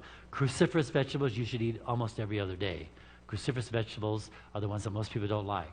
It's the broccoli, it's the cauliflower, it's Brussels sprouts, it's cabbage, it's kohlrabi. Cruciferous vegetables, very important to be in your diet. And the darker the color, the more dense, more concentrated it is. That's why you don't have to be worried about taking vitamins and minerals. Is because if you will eat all the different colors, like Harvard Medical School said, and the darker the color, the better, you've got it. A handful of nuts a day, that's all. No more than this. In that handful should be 6 or 8 almonds and some walnuts, the omegas. And then you can mix in some others from time to time, some like Brazil nuts or whatever you like. But almonds and walnuts are the critical ones. They have to be in every day. And if you put beans and grains together, you get all 22 amino acids. You can't miss. Put beans and grain, any bean, any grain, put it together, all 22 amino acids will show up in your body. It's amazing. It's incredibly simple. But we keep making it so complicated, and I really cringe when some of these doctors give, all these lectures. Trans fatty lipoproteins, and they studied 17 people in Sweden, and of those 17, 3.5% of them got this, and 2.8% of them are going blah, blah, blah, blah, blah, blah, blah. Just tell me what to do. I don't like all this. That's why I don't use trans fatty lipoproteins. I'm just going to tell you mayonnaise. You know what to do. You don't walk out, what do you mean by that? What was that word? How do you spell that? No. I don't do it that way. I got to keep it simple so I can understand it. Okay? I'm just a simple guy. But I study and I read. And that's what makes me smarter than the average doctor. It's because I study and I read. And because I study from God. That's what puts me farther ahead than any of the rest of them. Because God is my source. And He is the way, the truth, and the life. So I get it from Him. Now the question always comes up, so where am I going to get my calcium? Well, there's the food chart right there. But let me ask you a question as long as we're asking about calcium. What animals that walk this planet have the biggest bones and would need the most calcium to keep those bones full? Think Africa. There we go. Elephants, giraffes, hippopotamus, rhinoceros. Do they drink milk? No, they don't. No milky. Mm-mm. They eat plants. They're all vegetarians. Did you know that? They're all the massive gorilla vegetarian. Once in a while, they go to cuckoo. Once in a while, but 90% of their diet is plant. So if there is enough calcium for an elephant leg this big in the plant kingdom, do you think there's enough for these skinny little legs? There's no question. It's right there in the plants. God didn't wake up one morning and say, oh, I forgot about their bones. Oh, man, what am I going to do? Oh, I guess I better drink milk. No, He dries up the milk supply on every mammal that walks this planet. Did you know that? Her supply dries up. As God says, now you got teeth, you need to start eating the food that comes from the Garden of Eden. Man is the only mammal so foolish that when his mama runs out of milk, he runs out to the barn and starts nursing on someone else's mama, and she doesn't even look like him. That should be a clue. All right. Now, if you're going to go non-dairy, people are saying, what about my B12? There are about 4 sources of B12. You decide what you're most comfortable with. Overnight, while you're sleeping, B12 forms on the back of your tongue. So if you get up in the morning, brush your teeth and your tongue, and then just drink water, your body will get B12. Now, I know what some of the charts will say, that's not enough B12. But they're basing the charts on meat eaters, and meat eaters need a lot more B12 than vegetarians. Vegetarians need a minuscule amount of B12, very, very little. So when they show you these charts, just say, who did you run that chart on, a meat eater or a vegetarian? They don't even know, because they're interested in propaganda. Don't distort the facts. We got to make you scared and come get our animals and eat them. So it forms on your tongue overnight. When you buy some of the non-dairy products and the non-meat products, like the Boca burgers, the garden burgers, and the almond milk and rice milk and so on, if you get a better one, not the one at the 99-cent store, but if you get a better one, they will put B12 in it because they realize you're leaving animal products, and they'll add B12 to their ingredient list for your product. So some of these products will have that in it. In your descending colon, in your digestive tract, the end of your digestive tract, if you have a high fiber diet, you have the body has ways of extrapolating B12 from the descending colon, if it's a high fiber diet. You can also take B12 tablets if you're really concerned, but you have to be using sublingual B12 that goes under the tongue. If you swallow the B12, your body will destroy it. It's a very fragile vitamin, and so it can't be swallowed because hydrochloric acid will destroy it. It has to go under the tongue. So those are your sources. You decide which one you're comfortable with. And if you want complete peace of mind, just have a blood panel done every year. You're not going to run out of B12 in 1 year. If they've tested you for B12 and you've got it, it's not going to disappear in 1 year. So every year, just have a blood panel done if you're really concerned about it. And if they see it starting to drop, then you need to be a little more cognizant of what you're doing about your B12. But I've had blood panels done because my mother, the nurse, when I became a non-dairy vegetarian, she was upset. And every year, she wanted me to have a blood panel sent from the clinic, not from me, because she thought I'd play with the numbers. I said, Mom, I'm a Christian now. I'm not going to play with the numbers. Maybe a couple years ago I would have got the white out. But anyway, she decided after a couple years I was going to make it. Yeah. So there's your B12. All right. This is the food pyramid. We'll take questions right at the end, so hold the thought and we'll get to it. This is the food pyramid. I need the new one. I haven't found it yet to get it on my PowerPoint. But there's a vegan one now. Because our medical technology has gotten so advanced, we realize now we can produce a vegan chart that shows you how to get everything on the food pyramid. But basically, it's like this one. The fruits and vegetables and the grains are all at the bottom, the biggest part of your diet. As you go your way up, your protein and your calcium you need less of, not so much. And then at the top, which is our favorite, is the sugar and oil. So that should be for special occasions like leap year. All right? Now, I was in Canada, and this was an absolutely true story. You can see I'm guarding the door. Death by chocolate. Yeah. When you look at the word death, what's in the middle of the word death? There you go. Yeah. Death by chocolate. Okay. Now, of course, Hershey and Nestle Corporation are trying to tell you, oh, the dark chocolate is okay. No, the cocoa bean is bitter, just like the coffee bean. You cannot eat those. God made them taste nasty, so you would leave them alone. But man said, oh, we can play with it. We can get it into the laboratory, and we can make it taste good. We'll fill it full of oil. We'll fill it full of milk. We'll fill it full of sugar, and you'll like it. And guess what? We do. We like the bitter cocoa bean. How many have eaten raw cocoa? Yeah, you don't want second. You'll spit it. You'll puke straight in the air. Raw cocoa is very bitter, just like a coffee bean. Coffee bean is very bitter. So, just to let you know. So when we look at sugar, there's basically two kinds you're going to be eating. There's some other minor ones, but you're going to be eating the natural sugar that God made, that's called a fructose monosaccharide, or you're going to be eating the refined sugar that man has run through the factory, that's called a sucrose disaccharide sugar. If you want to die, the disaccharide will help you. So what we do is, I have to go over here. Well, we go here. Say at the end of your meal, you want a bowl of ice cream or some devil's food, cake.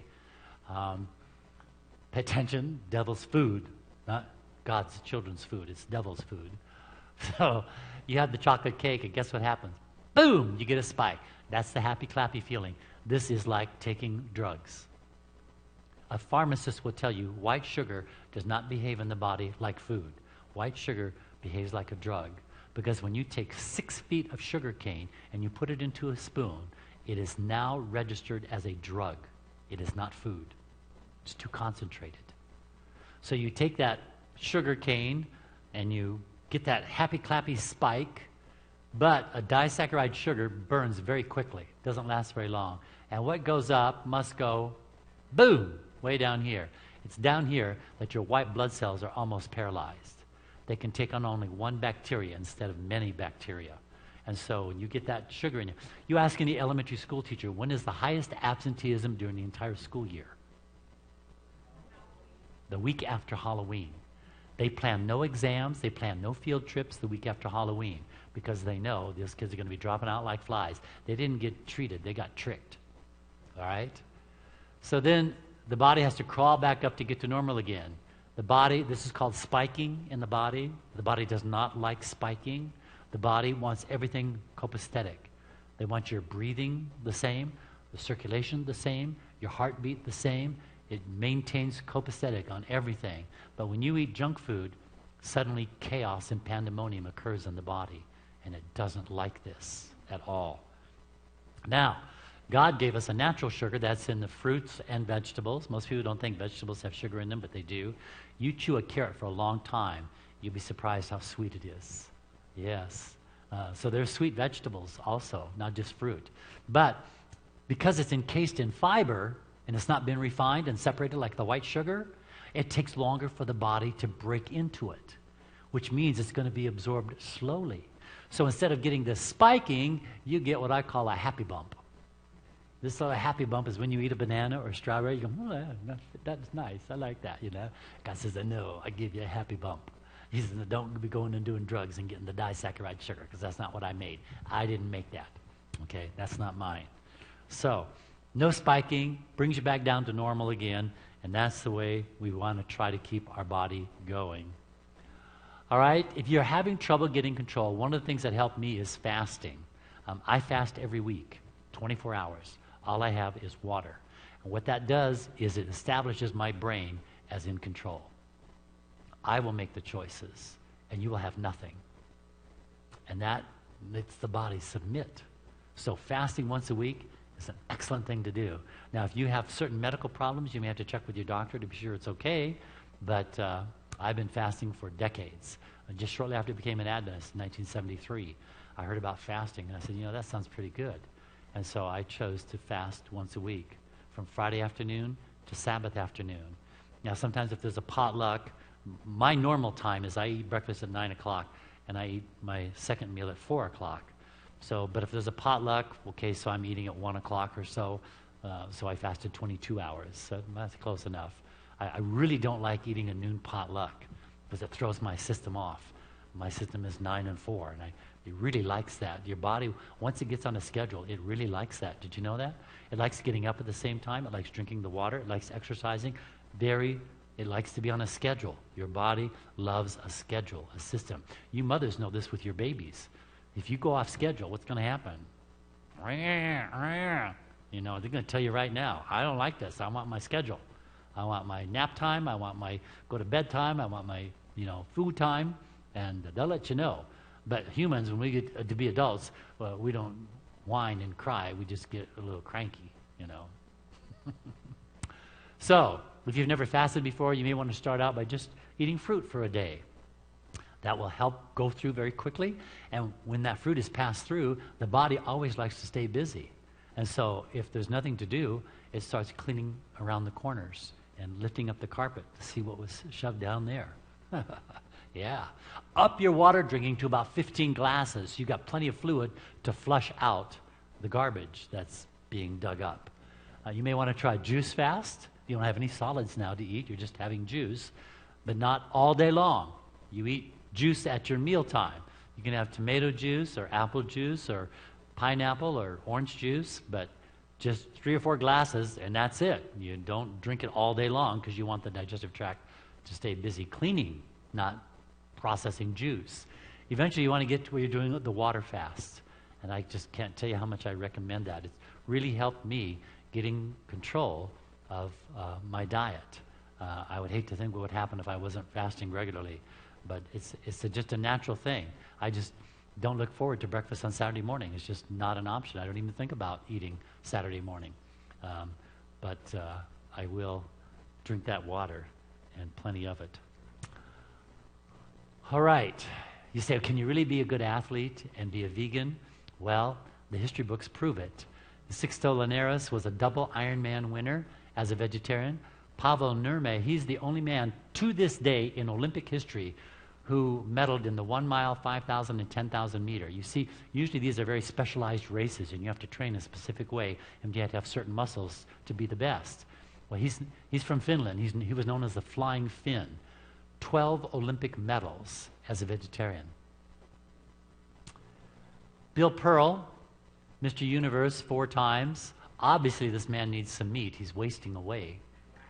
I went by to see him. He lives outside of Portland, Oregon, but he was on tour when I went by. But I was going to visit with him and talk to him about his meat-eating plant. Marine Captain Alan Jones, he's all over the Guinness World Book of Records, jump rope, lifting weights, swimming, doing sit-ups. Now, how many of you heard of the Ironman competition held once a year on the big island of Hawaii? You know what that is? You have to bicycle, swim, and run all day long. I was actually on the big island where it starts. There's a hotel where it starts, right on the water, and they start out with the swimming. And Dave Scott was the first man to win it 6 times. And they said, Dave, how? You're the only one in the Ironman to win it 6 times. How'd you do it? He says, I'm a vegetarian. And he said, yeah, but how'd you do it? See, a meathead just can't get it, you know. What did you do? What was your trick, you know? Special shoes, underwear, you know? No. He says, I'm a vegetarian. Well, Mark Allen was paying attention. And Mark Allen said, well, if Dave Scott won it 6 times and he's a vegetarian, I'm going to become a vegetarian. This is Mark Allen running with Dave Scott. And guess what? Mark Allen was the second person to win Ironman 6 times. Isn't that amazing? I don't know why these other meatheads can't figure it out. But they just can't get past their Big Mac. All right, a couple years ago, I was lecturing in Oregon, and somebody told me about the World Senior Games. And I said, what's this? They said, well, it's just like the Olympics, except you have to be age 50 or older. And I said, really? And some of the young men who were Olympic athletes in their teens and their 20s, they come back to this one to get more medals. So you're actually competing against real Olympic athletes from 30 years earlier. And so I went there, and I thought it was just going to be a little rinky-dink thing, you know, a prune race, and everybody's got their walkers out there. But it wasn't. It was, I was shocked. There were 25 spectators in the stadium. And there I am with the royal court of the games. They had marching bands, celebrities were there, Joan Amos was there, Helen Reddy was there, all these people trying to cheer on their senior citizens and be part of the event. And that's the Parade of Nations, over 40 different countries, about 1,400 athletes come from all over the world to compete in these games.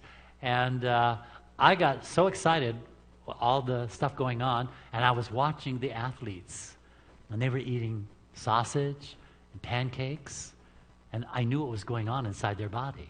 Their red blood cells, they carry oxygen. When you eat sausage and pancakes, they stick together. Now, if these blood cells are stuck together, can they carry blood, oxygen? No, they can't. It's impossible. They can't carry the oxygen. So I knew they were having an oxygen drop. And if you've got an oxygen drop in your system, can you perform as well physically? It's biologically impossible. You can't do it. So I thought, I want to play. So I went over to registration. I said, yeah, I want to enter 2 events.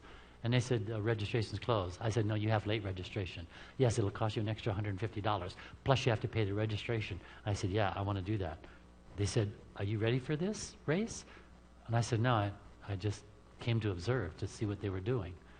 And they said, well, you're just throwing away your money. You're going to get disqualified right off the bat. And I said, I can beat sausage and pancakes. I'll pay the fees. And I paid. And I entered 2 races. And there I am in red, right there in the lineup. I had a friend of mine who was there with me. But he was like a crazy 12-year-old cheerleader. He was screaming and jumping up and down because he couldn't believe how I was whooping these people, you know. When I lined up, I had street tennis shoes on because I didn't pack anything, you know. And those guys with these jet-propelled, light flashing, you know, they looked at me like, really? Really? And I said, well, you wait, and when that gun takes off, you just get a good look at this, because that's all you're going to see. And so one of the races, I was number 159. I entered 2 races. I entered the 5-kilometer race and the 1,500-meter race. I was 52 when that picture was taken, and I was a silver medalist in both races. The judges could not believe it. They said, Mr. Volk, you walked in off the street, and you're number 2 in the world. How did you do that? And I said, I'm a vegan. They said, but how did you do it? Well, you meathead, you won't get it. So anyway, the judges said, you know, if you practice and train and come back, you're going to take away all of our gold medals. And I said, you know, I don't have to come back anymore. I proved that a vegan can walk in off the street and beat all of your former Olympic athletes. Walking in off the street. No training at all. So it was a blessing. And as I was in that race, I said, Lord, if you can get me anything on this, I will use this to get into the high schools and colleges. And guess what? Those medals are a golden key. I was not able to do it this trip because of COVID. They don't allow any non-faculty to come on campus. But Blue Ridge College, very excited. What was that, Folsom that we went to? That's the prison. What is that? Fulbright? What? Yeah. They were very interested. Anyway, the high school's the same story. I couldn't get in. But if there's a next time, I'll see how God opens the door if I'm to return. 2002? Uh-huh. Yeah. So anyway,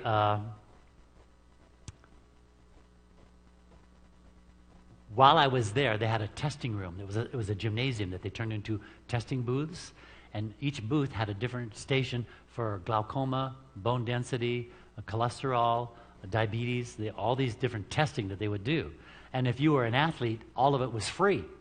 So naturally, I went to every station and got the testing done. But the one that got my big attention was this new thing called a bioscan. And it cost $7 million to develop this device. It looks like a projector. And what you do is you put your hand over the lens, and a blue laser light goes into your skin, and it gathers data from your skin to test an area of your immune system. Well, I'm very interested in that because I realize that when we get to the last days, the time of trouble, only those who can help those who are sick have to be healthy. And so I want a high immune system, so I'm not part of the problem, I'm part of the solution. So anyway, I took the bioscan, and you can see here that if you score under 10,000, you have what's called a weak antioxidant defense. That means you really need to go to a doctor, and you're anemic. If you score 10 to 17,000, you're marginal. 17 to 25 is average, which means you're going to get several colds and flus and viruses throughout the year. But if you score over 25,000, you're good to go. And I said, what was my score? And they said it was 34,000. And they said, we have to ask you a question. What's that? Are you a vegetarian? I said, well, what makes you think to ask me a question like that? And they said, because we've given this test to thousands of people already, and only vegetarians can break the 25,000 barrier. I said, well, you just found something else. You found a vegan who broke your 25,000 barrier. Well, about 3 or 4 years later, I was lecturing in Los Angeles, and this family bought one of these machines. And I ended up staying with them, doing some lectures. And they said, Paul, have you done anything different in the last 3 or 4 years when you took this? And I said, I'm doing a few things different. And they said, like what? Well, I'm eating a lot more organic now, especially the vegetables. And also, I'm eating probably 70% raw. And they said, well, do you want to take the test again and see if it's better or worse? And I said, yeah, sure, let's take it again. And so I put my hand over the screen, and now, of course, they've got a big fancy chart. And, of course, if you're in the red zone, you need to go to the doctor right away. If you're up here in the blue, you're in the good zone. I said, well, how did I do? This was 2006. So, yeah, it was 4 years later, 2006. You can see the date up there, November 13th. And I said, well, how did I do? And they said, well, we're not really sure. And I said, why aren't you sure? And they said, well, the machine only goes up to 59,000. And you went off the machine. So your immune system is so high, can't measure it. So when the mosquitoes take my blood, they can beat up the hornets and the wasps and I'm telling you this not because I'm special. I'm telling you this because God's program works. You just have to do it. You have to decide, is it worth it? Did I tell you about my family background, that they were all on blood pressure and heart medications in their 30s and 40s? I'm the only one in my family, anywhere, you name it, that's not on prescription medication. All of my aunts and uncles and so on are on prescription medications. I've never been on a prescription medication. I was on something when I had an appendectomy. That wasn't my fault. I was 11. I had to take some medications, some prescription medications. But anyway, so there it is, God's proof. And now when I go to any town, I call the high schools. I don't talk to the principal. He takes too long. I call the football coach and the basketball coach. And as soon as I tell them I'm a silver medalist, the next thing that comes out of their mouth is, when can you get here?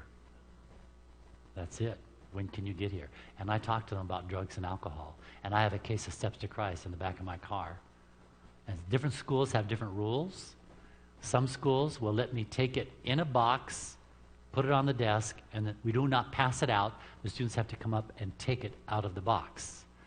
Other schools said it can't be on school property. So I find out where the classroom is, and I park off of school property with my car, and I tell the kids, if you want the second most important book in my life that guided my life, you can follow me out to that blue car over there, and and these kids are like lemmings. They come charging out to my car. I need 3. I've got 2 sisters and a brother. I need 5 of them. I want my aunt and uncle to have this, and so on. I mean, it just goes on those Steps to Christ. That's why I have to buy it by the case. They go flying out because those kids get confidence when they see you know what you're talking about. And if they're anywhere logical, and it's getting worse each year, but if they're anywhere logical, they'll get it. They'll say, yeah, that makes sense. Of course, you know. So that's why Ellen White says it's the entering wedge. I get into places I never could get into as a pastor. I teach military. I teach in prisons. I teach high schools. I teach medical students. My favorite audience is medical students. In medical school, when I go there to lecture, those students, all they do is this. I get no arguments from medical students because they know enough anatomy and physiology and biochemistry that they can't argue with me. They say, we may not want to do what you say, but we can't argue with it. You're right. You got the facts. That's what it is. I lectured in Texas one time. I'd been there before, and 3 other doctors had heard me. And so they told this new doctor, and he works on the conference committee, they said, Dr. Bryce, you got to go hear Paul Volk. And Dr. Bryce said, what do I want to go hear a health lecture for? I've been teaching health lectures for decades. And they said, because you haven't heard Paul Volk. You need to go hear Paul Volk. And he goes, you know. Well, he came the opening night just to get the other doctors off his back. And he's on my last night, he asked if he could have the microphone. And I looked at him and I said, okay. So he grabbed the microphone and he said, Dr. So-and-so, Dr. So-and-so, and Dr. So-and-so told me I needed to come here. Me, a health educator, a teacher, told me I needed to come here. And he says, I want to tell you, I am so glad they did. Paul Volk actually taught me. I learned from him. And he said, I came the first night, I sat in the back, I was going to stay for 15 minutes and get up and walk out and tell him I was there. But he said, Paul, after 15 minutes, you had me. You had me. You tied in so tightly with Scripture. I've never seen that done. And he said, it is so clear and so simple. You don't use the big words. People walk out knowing what to do. And he said, from now on, when people call me for a lecture, I'll tell them, if you'd like a better speaker, here's Paul Volk's phone number. And he did. He refers people to me now. Not because I'm special. It's because I read all of Ellen White books on health. I read them all. And now I know what to say. And I don't back down. So, anyway, yeah, all this is about God. And if you just, it's right in front of us. There it is. Pick it up. Use it. Ask the Holy Spirit, which we'll be talking about more tomorrow night, on getting you in step. Because it's not that difficult. It really isn't. I found it incredibly easy to get on with this program. All right. What else do I need to talk to you about? Dave Scott. Okay, we got to wrap this up. Ecclesiastes 10:17 says something I thought was a mistake. It says, blessed are you, O land, whose king is of noble birth, whose princes eat at a proper time for strength and not for drunkenness. And I said, Solomon, you don't eat to get drunk, you drink to get drunk. Who eats to get drunk? How could you eat to get drunk? But you do. And Ellen White says, many parents have prepared their children to be drunkards at the dinner table. Not at the bar, not at the nightclub. It was at the dinner table. The food that they served their children prepared them to be an alcoholic. And so they decided to do this testing on some rats and see what would happen. And what they did was they had a giant cage. On one end of the cage was a beaker of water. At the other end of the cage, they added 10% alcohol, just a little bit of alcohol. They released hundreds of rats into this cage. And as soon as they got inside and they tasted the alcohol, they didn't want it. You know, animals don't drink alcohol. Did you know that? We're the only dumb creature on this planet that will drink alcohol. As soon as an animal smells it, almost, and especially if they take a lick, they walk away. They know it's poison. So they went all back to drinking only water. And then the experiment began. They removed their normal rat chow, and they gave them what's called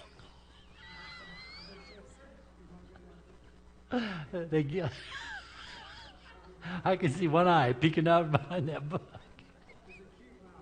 Yeah.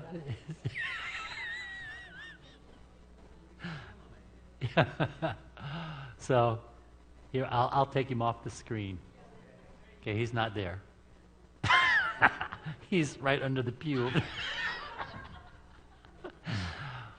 So anyway, they gave them their what's called a SAD diet. You know what that is? The standard American diet.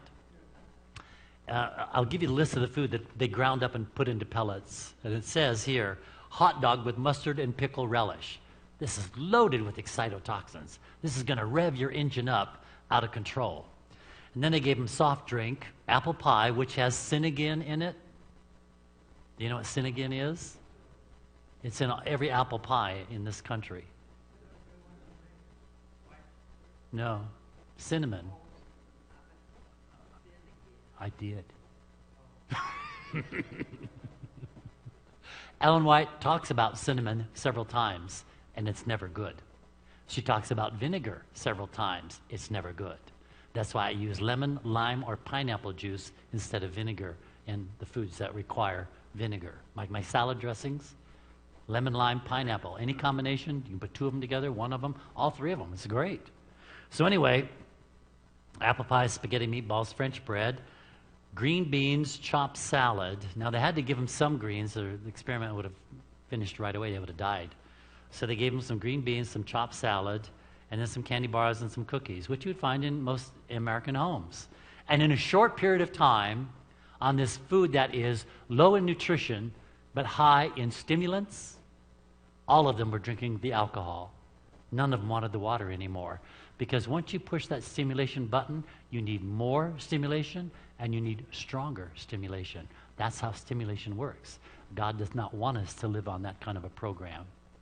And so they continued the experiment. They removed this highly stimulating diet, gave them back their normal laboratory rat chow, and in a short period of time, almost all of the rats went back to drinking only water. However, a number of them never made it back. They died of cirrhosis of the liver. And you know, with humans, the result is tragic, because nobody takes away our Big Macs, nobody takes away our monster drinks, which is what you become when you drink it, nobody takes away our candy bars, drunken donuts, kernel cholesterol. We keep eating this food, and we say, how come my child is so disrespectful? How come she's so sexually active? How come they're so violent and aggressive?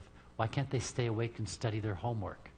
It's because what's going on inside their body is just revved out of control, and it cannot calm down and be normal. So we can see it clearly in the test lab, and we've done it over and over again with prisoners and inmates. There's an Adventist prison in California called Maranatha. It actually folded now. I don't think it's there, but I was told Terry Moreland, the one who started it, he's a multimillionaire.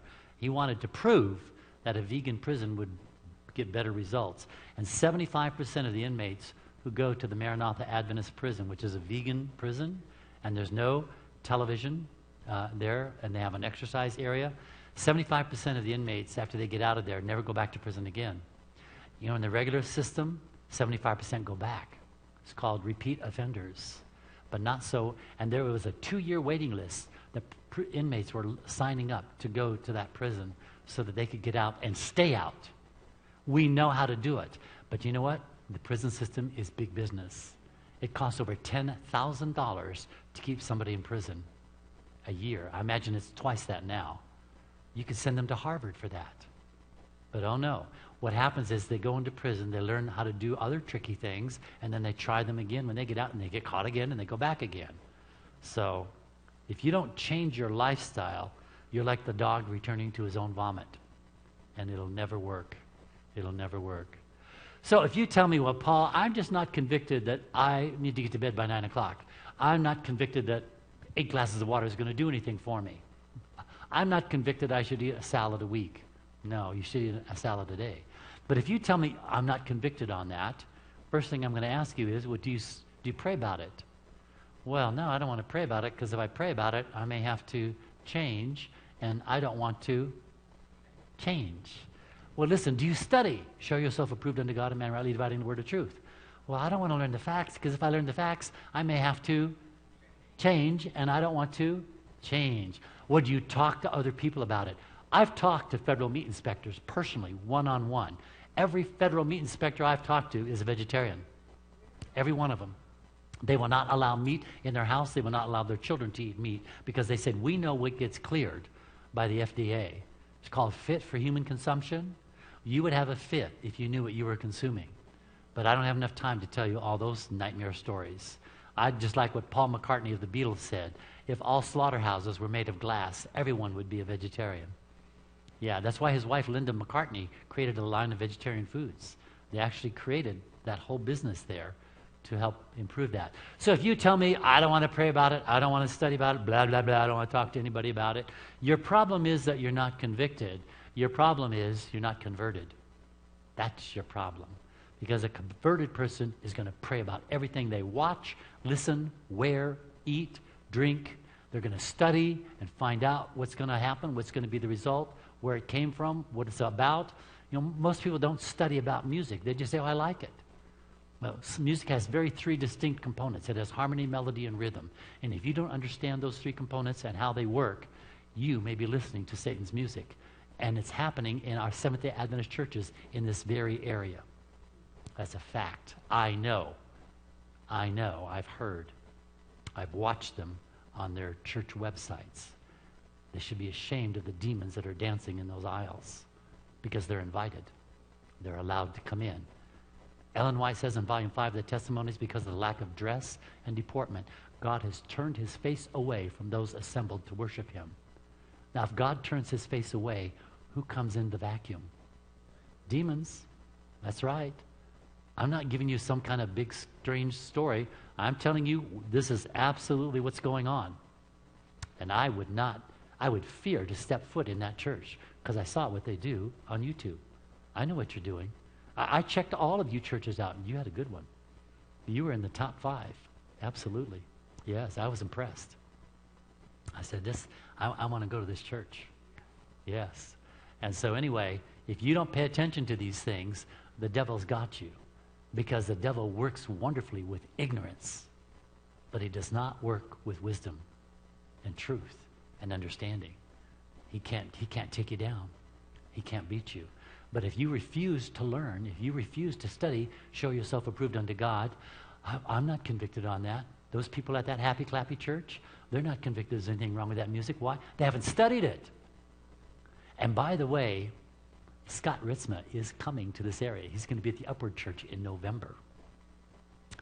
Yeah, and Mount Pisgah Academy is going to snag him for a couple of lectures. I told Fletcher, you better smarten up and do the same thing.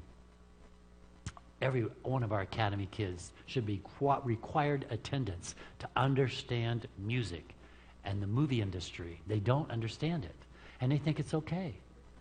What's wrong with it? Well, study and find out what's wrong. You're just going by what you like. You don't do that, because Satan has control on that, what you like. Oh, this song, I just love this song. Really? No, you don't love a song, you lust a song. That's what you're doing. Yes. So much for my advertisement. Tomorrow are the 2 most important lectures of the entire seminar, Temperance and Trust in God. These 2 lectures tomorrow night will pull it all together and make it work. It'll make it work. Yes. So I'm excited for you. Matthew will be there in the back. If you're interested in getting some DVDs, We have the suggested donation.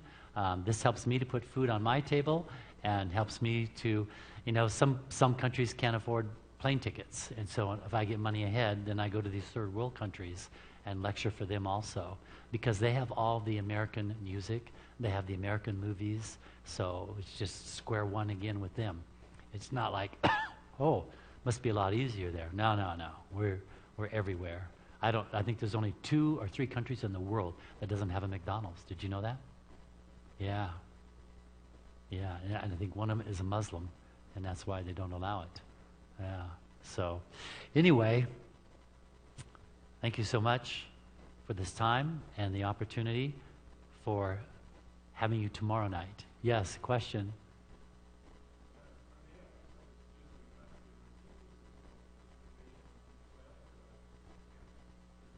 Huh?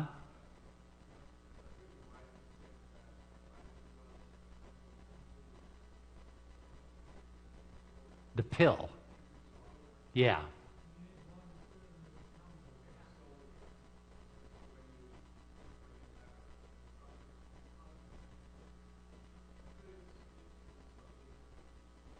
No. You're confusing 2 things.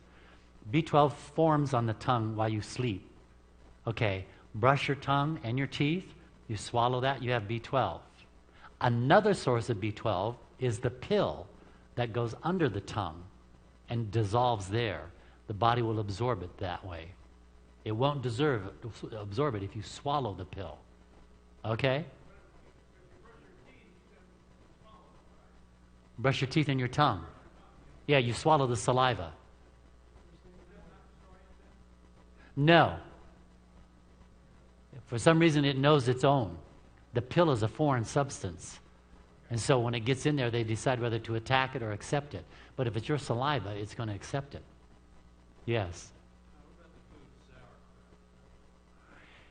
As long as it's not packed in vinegar. Some sauerkraut has vinegar in it. But yeah.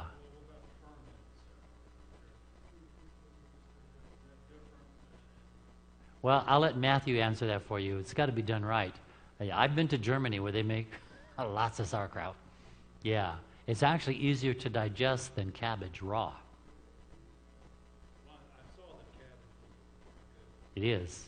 The red cabbage.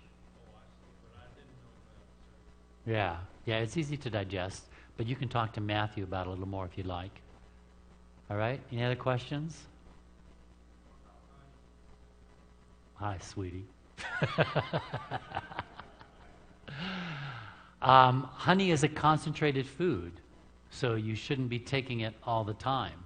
Some people put it in their tea, they put it on their cereal, they put it on their pancakes. I mean, they go through jars of honey. No. It's a concentrated food. They've taken thousands of flowers and put it into a liquid. So the Bible actually says a little honey is good, but much honey is bad. That's scripture. Yeah. And never for a baby. A baby's immune system isn't up enough for honey. You can have disaster results if you give a baby honey. And I know some people want to go natural. They'll say, I'll just put a little honey in. Oh, no. No honey for babies. Yeah. Yes.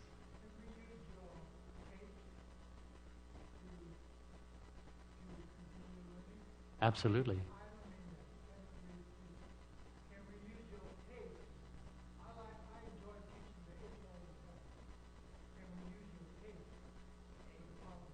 Please.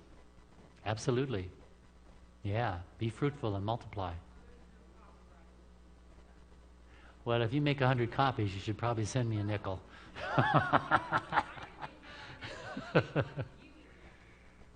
No. And even the stuff that's on YouTube, you can show.